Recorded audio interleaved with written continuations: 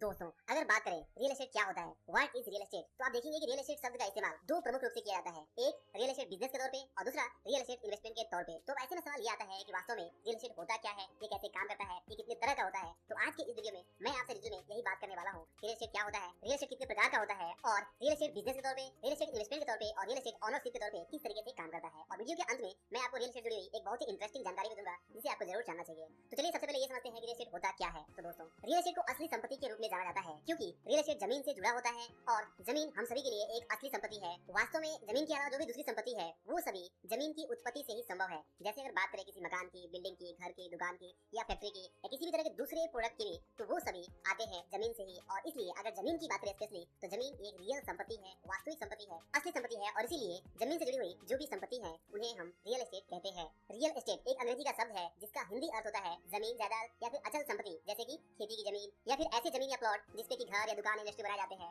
या फिर कोई बना बनाया घर, दुकान, building, godown, factory, farm house, बंगला, अपार्टमेंट, फ्लैट या जो भी कहे जो जमीन से जुड़ी हुई चीजें हैं, संपत्ति हैं, वो सभी रियल एस्टेट के अंतर्गत ही आती है। तो इस तरह से सिंपली ये कहा जा सकता है रियल एस्टेट के अंतर्गत कोई भी खाली पड़ी हुई जमीन, खेती की जमीन या फिर किसी जमीन पर बनाए गए सभी तरह के घर, दुकान, office, school, hotel, factory, godown, जमीन से जुड़ी हुई सभी चीजें रियल एस्टेट के अंतर्गत आ जाती हैं। तो सिंपली अभी आपके मन में किसी भी तरह का कोई भी कंफ्यूजन नहीं होना चाहिए और आपको ये समझना चाहिए कि रियल एस्टेट का सीधा सा मतलब है जमीन, जायदाद और जमीन से जुड़ी हुई जो भी संपत्ति है, जैसे कि घर, दुकान, office, school, college, hotel, company, factory, godown या जो भी जमीन से जुड़ी हुई चीजें हैं वो सब कुछ रियल एस्टेट की है। अब अगर बात करें रियल एस्टेट मुख्य रूप से कितने तरह के होते हैं, तो आप देखेंगे रियल एस्टेट मुख्य रूप से 5 प्रकार के होते हैं। सबसे पहला है जमीन यानी कि लैंड। आप देखेंगे कि जमीन भी अलग अलग तरीके के हो सकते हैं, जैसे कि खेती करने वाली जमीन, बंजर जमीन या फिर ऐसे ही खाली पड़ी हुई जमीन या फिर किसी भी तरह की कोई भी जमीन को हम रियल एस्टेट कह सकते हैं। अगर जमीन की कैटेगरी की बात की जाए तो जमीन की कैटेगरी भी बहुत सारी अलग तरह की होती है। जैसे हमने कहा खेती वाली जमीन, बंजर जमीन, अनडेवलप्ड जमीन, डेवलप्ड जमीन या फिर किसी स्पेशल काम के लिए रिजर्व जमीन, जमीन का कोई छोटा टुकड़ा, बड़ा टुकड़ा या फिर कोई बड़े बड़े फार्म हाउसेस, ये सभी तरह के जो भी जमीन है, लैंड है, प्लॉट्स है, ये सब रियल एस्टेट के अंतर्गत आ जाते हैं। और इसके बाद दूसरी जो कैटेगरी है वो है रेसिडेंशियल रियल एस्टेट। हिंदी में कहे तो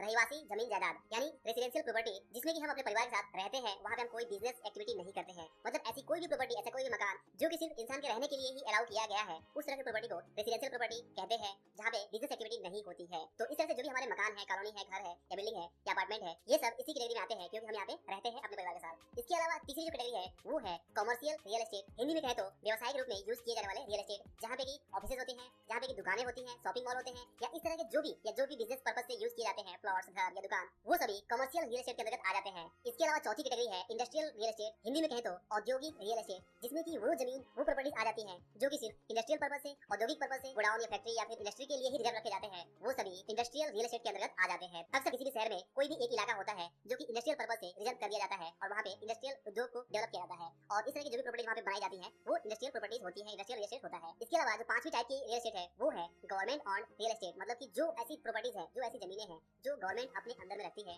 जैसे कि रोड हो गए या इस तरह की जो भी गवर्नमेंट की अपनी खुद की प्रॉपर्टीज है, जहाँ पे गवर्नमेंट अपने ऑफिस बनाती है, अपने गोडाउन बनाती है, अपने जो भी गवर्नमेंट पर्पस से जो ऑफिस, बिल्डिंग या जमीनें यूज की जाती है, वो सभी गवर्नमेंट ऑन रियल एस्टेट होती है। तो दोस्तों ये है 5 तरह के रियल एस्टेट, जो कि सबसे पहला है लैंड यानी जमीन से जुड़ी हुई रियल एस्टेट, दूसरा है रेसिडेंशियल रियल एस्टेट, तीसरा है कमर्शियल रियल एस्टेट, चौथा है इंडस्ट्रियल रियल एस्टेट और पांचवा है गवर्नमेंट ऑन रियल एस्टेट। अब अगर बात करें रियल एस्टेट एक बिजनेस के तौर पे, तो आप देखेंगे रियल एस्टेट अपने आप में बहुत ही बड़ा बिजनेस है और यहाँ पे जो वैल्यू होती है प्रॉपर्टीज की, जमीन की, घर की, दुकान की, वो बहुत ही ज्यादा होती है। और वास्तव में आप देखेंगे तो इंसान की 3 जरूरतें होती है। पहला है रोटी, दूसरा है कपड़ा, तीसरा है मकान। और ये तीनों जरूरतें जो पूरी होती है वो जमीन से ही जुड़ी होती है। जैसे कि अगर आपको रोटी यानी खाना भी चाहिए तो वो जमीन से ही आती है, खेती वाली जमीन से ही आती है। इसके अलावा अगर आपको घर चाहिए तो वो रेसिडेंशियल प्रॉपर्टी से आती है, जहाँ की आप घर बना के, कॉलोनी बना के रहते हैं। इसके अलावा आपको कपड़े चाहिए तो वो भी जमीन से ही आते हैं, जमीन में ही कपास लगाए जाते हैं, जो कि बाद में फैक्ट्री में जाते हैं और फैक्ट्री से कपड़े बनते हैं, जो कि बाद में मार्केटिंग एंड सेल्स के थ्रू हमारे पास आता है। तो इस तरह से आप देखेंगे रियल एस्टेट अपने आप में बहुत ही बड़ा बिजनेस है और इस बिजनेस में बहुत सारे अलग तरह के लोग जुड़े हुए हैं। जैसे कि आप देखेंगे कि इसमें आम आदमी भी जुड़ा हुआ है, जो कि यहाँ पे अगर कोई घर बनता है, कोई फैक्ट्री बनती है, तो वहाँ पे वो आम आदमी वहाँ पे लेबर वर्क करता है, जॉब करता है, बिजनेस करता है, कोई आर्किटेक्ट है, इंजीनियर है, वो सब लोग इससे जुड़े होते हैं। इसके अलावा